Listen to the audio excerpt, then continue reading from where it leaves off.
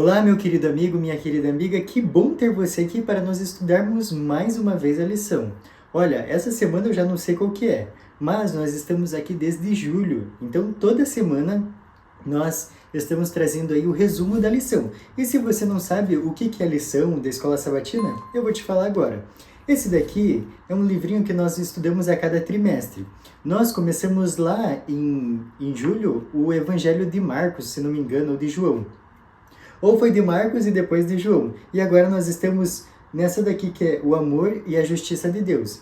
Então, olha só que interessante, isso daqui é um conteúdo muito rico, né, que nós vamos trabalhando semana a semana. Então, por isso que é importante o quê? Você se inscrever aqui para estar conosco, para não perder nenhum estudo, ok? Se você está aqui há muito tempo, ou se você chegou recentemente, você pode ver aqui no canal que nós tivemos uma outra programação aqui que foi interrompida, que é o Apocalipse. Mas esse ano nós vamos continuar essa programação, tá? Então por isso que eu vou te falar novamente. Se inscreve no canal para não perder esse conteúdo que é fascinante das profecias do Apocalipse, ok? E para esse ano nós estamos tendo várias ideias de novas programações para ter aqui no canal, tá? Eu não posso falar ainda porque ainda não começamos a gravar. Por isso que eu peço novamente que você se inscreva, compartilhe com os amigos para que nós possamos chegar a mais pessoas, ok? Mas então vamos para o nosso estudo da lição? Mas antes de nós começarmos, de nós pegarmos nossa Bíblia para ler ou qualquer coisa que nós formos fazer de forma espiritual, nós precisamos orar antes. Então eu convido você agora para orar comigo. Querido Pai que estás nos céus, muito obrigado por tudo que o Senhor tem nos concedido viver. Te agradecemos por todas as bênçãos que o Senhor coloca nas nossas vidas e te agradecemos porque podemos estudar a sua palavra, Senhor. Agradecemos porque o Senhor deixou tudo escrito e hoje não tem ninguém que possa nos enganar se nós estivermos alicerçados na sua palavra. Pedimos compreensão, pedimos que o Senhor seja nosso guia e que assim nós possamos entender o que vamos ler. É isso que te pedimos e agradecemos, em nome de Jesus. Amém.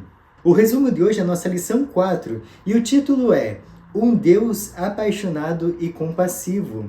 Olha só, nós vamos entender o que significa esse título e como que nós podemos entender um pouquinho mais sobre Deus nessa lição, ok? Mas antes de nós irmos para a nossa introdução de sábado, nós vamos ler o nosso verso para memorizar, que está lá em Isaías 49:15, e diz o seguinte: Acaso pode uma mulher esquecer-se do filho que ainda mama, de sorte que não se compadeça do filho do seu ventre? Mas ainda que esta viesse a se esquecer dele, eu todavia não me esquecerei de ti. Olha só que verso bonito, né? Para nós entendermos que o amor de Deus é grandioso e que não importa o que você faça, mas se você se arrepender e voltar humildemente para a casa de Deus, Ele vai te receber.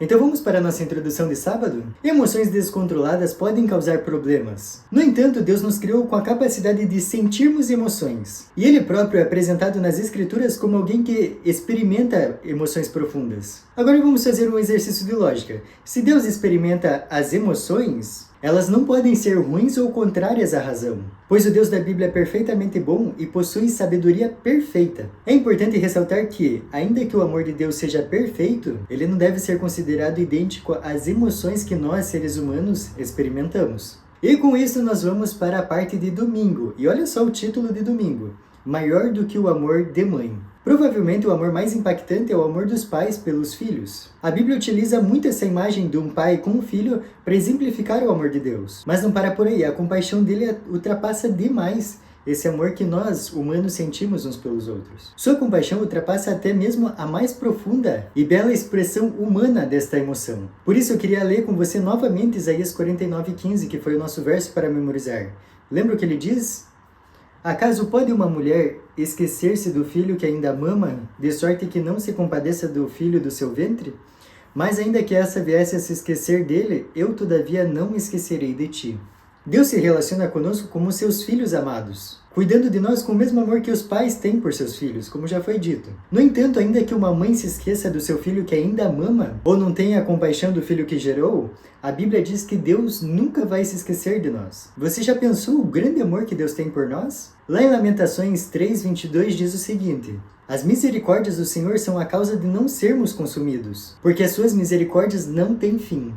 Olha só que bênção, graças a Deus, Deus tem misericórdia, porque olha só o tanto que nós já erramos. E não para por aí, nós vamos continuar errando. mas Deus está aí para nos ajudar, a nos fortalecer, e se nos entregarmos a Ele diariamente através da oração, da palavra de Deus, da comunhão diária, a chance de nós cairmos vai reduzindo. Vamos então para a nossa parte de segunda-feira, e segunda-feira tem um título meio triste. Olha só, amor angustiante. O livro de Oséias escancara a incalculável profundeza do amor de Deus por seu povo. Ele ordenou ao profeta: vá, case-se com uma prostituta e tenha filhos com ela, porque a terra se prostituiu desviando-se do Senhor. Isso está lá em Oséias 1, versículo 2. Posteriormente, o capítulo 11 demonstra o relacionamento de Deus com seu povo, utilizando a metáfora de um pai amoroso com o seu filho. Vamos entender então um pouquinho mais essa história? Vamos ler o capítulo 11 de Oséias, dos versículos 1 até o 9. Leia comigo na sua Bíblia. Quando Israel era menino, eu o amei, e do Egito chamei o meu filho. Quanto mais eu o chamava, tanto mais saíam da minha presença. Sacrificavam a Balaíns e queimavam incenso às imagens de escultura. Todavia eu ensinei a andar a Efraim. Tomei-os nos meus braços, mas não atinaram que eu os curava. Atraí-os com cordas humanas, com laços de amor. Fui para eles como quem alivia o jugo de sobre as suas queixadas, e me inclinei para dar-lhes de comer. Não voltarão para a terra do Egito, mas o assírio será seu rei, porque recusam converter-se. A espada cairá sobre as suas cidades, e consumirá os seus ferrolhos, e as devorará, por causa dos seus caprichos, porque o meu povo é inclinado a desviar-se de mim. Se é concitado a dirigir-se acima, ninguém o faz. Como te deixaria, ó Efraim? Como te entregaria, ó Israel? Como te faria como a Ademá? Como fazer-te um Zeboim? Meu coração está comovido dentro de mim. As minhas compaixões a uma se acendem. Não executarei o furor da minha ira. Não tornarei para destruir a Efraim, porque eu sou Deus e não homem, o santo no meio de ti. Não voltarei em ira.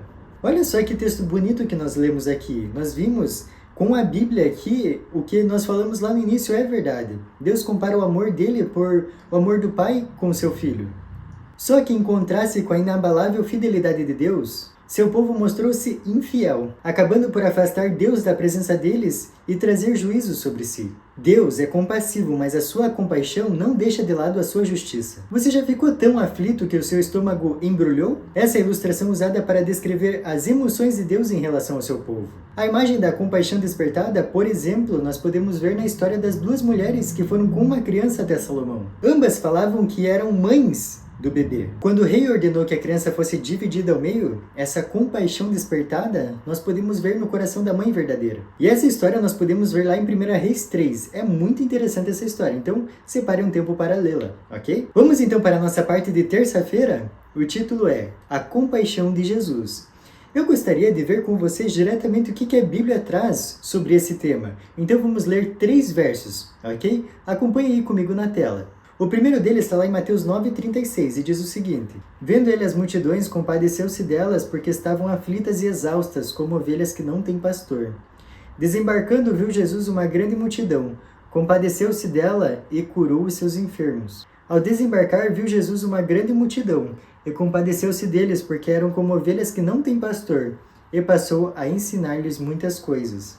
Esses daqui são só 3 de muitos e muitos versos que demonstram a compaixão de Deus por seus filhos. E ali, o texto não para só falando que ele tinha compaixão, mas diz também que ele atendia às necessidades das pessoas. Além disso, Jesus também lamentava por seu povo. Podemos imaginar as lágrimas no seu rosto quando ele olhava para a cidade e dizia: Quantas vezes eu quis reunir os seus filhos, como a galinha junta seus pintinhos embaixo das asas, mas vocês não quiseram. Esse texto está lá em Mateus 23:37. Aqui vemos que o lamento de Cristo está intimamente relacionado a toda a descrição que o Antigo Testamento faz sobre Deus. Muitos estudiosos da Bíblia observam que essa imagem de uma ave cuidando dos seus filhotes era usada apenas em relação às divindades no Antigo Oriente Próximo. Em Mateus 23:37, que é o texto que nós citamos anteriormente, muitos autores veem uma clara referência a Deuteronômio 32:11, onde Deus é comparado a uma ave que paira sobre seus filhotes, protegendo e cuidando deles. Você consegue sentir esse amor de Deus na sua vida? Você lembra quantas orações você já fez pedindo alguma coisa que hoje você desfruta? Quantas coisas você já viu a olho nu que Deus te salvou? Quantas situações perigosas você já passou e viu claramente a mão de Deus guiando a sua vida? Muitas vezes nós vemos histórias dos nossos amigos, familiares ou pessoas distantes e vemos claramente o poder de Deus na vida delas, mas às vezes parece que Deus não está cuidando das nossas. Mas se nós analisarmos friamente, nós vamos ver incontáveis bênçãos que Deus já fez na nossa vida. Vamos para a nossa parte de quarta-feira, que diz: um Deus ciumento? O Senhor é chamado não apenas de Deus compassivo, mas também de Deus zeloso, ou mais literalmente, Deus ciumento. O Senhor, o Deus de vocês, é fogo consumidor, é Deus zeloso. Isso está escrito lá em Deuteronômio 4:24. Mas Paulo diz que o amor não arde em ciúmes, que é o que nós podemos ver lá em 1 Coríntios 13. Como então Deus pode ser ciumento? O ciúme de Deus é mal interpretado. Quando afirmamos que um parceiro é ciumento, isso não é um elogio. O termo ciúme tem sentido negativo, mas na Bíblia, não. O ciúme divino não é associado a algo negativo, mas é o zelo justo de um marido amoroso que procura uma parceira fiel e um relacionamento exclusivo com a sua esposa. Embora exista um tipo de ciúme contrário ao amor, de 1 Coríntios 13:4, de acordo com 2 Coríntios 11:2, existe um ciúme bom e justo. Paulo se refere a ele como ciúme que vem de Deus. O ciúme divino é exclusivamente e sempre justo, podendo ser entendido como o amor apaixonado de Deus por seu povo. A paixão de Deus por seu povo decorre do seu profundo amor por ele. O Senhor deseja um relacionamento exclusivo com seu povo. Somente Ele deve ser nosso Deus. No entanto, a Bíblia descreve várias vezes Deus como um cônjuge desprezado, cujo amor não é correspondido. E quando nós lemos na Bíblia essas histórias, nós julgamos o povo de Israel, né? Mas quantas vezes Deus já fez milagres na nossa vida e mesmo assim nós continuamos caindo, continuamos reclamando, continuamos dando as costas para Deus? É muito importante nós pensarmos isso, porque a história se repete. Por isso que eu sempre dou a dica de você ter um caderninho para anotar as bênçãos que Deus já fez na sua vida. Tantas orações que Ele já respondeu, que você pode ter escrita para em momentos de crise, você poder ler o que Deus tem feito por você. Vamos para a nossa parte de quinta-feira, e o título é Compassivo e Apaixonado. Vamos ver o que a Bíblia fala sobre o amor? Está lá em 1 Coríntios 13, dos versículos 4 até o 8. Leia comigo na sua Bíblia. O amor é paciente, é benigno, o amor não arde em ciúmes, não se ufana, não se ensoberbece, não se conduz inconvenientemente, não procura os seus interesses, não se exaspera, não se ressente do mal, não se alegra com a injustiça, mas regozija-se com a verdade. Tudo sofre, tudo crê, tudo espera, tudo suporta. O amor jamais acaba, mas havendo profecias, desaparecerão, havendo línguas, cessarão, havendo ciência, passará.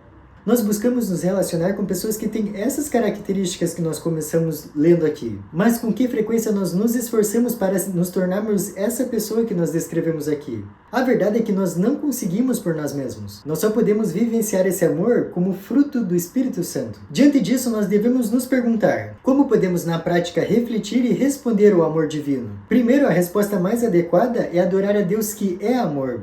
Lembra daquela frase, pela contemplação somos transformados?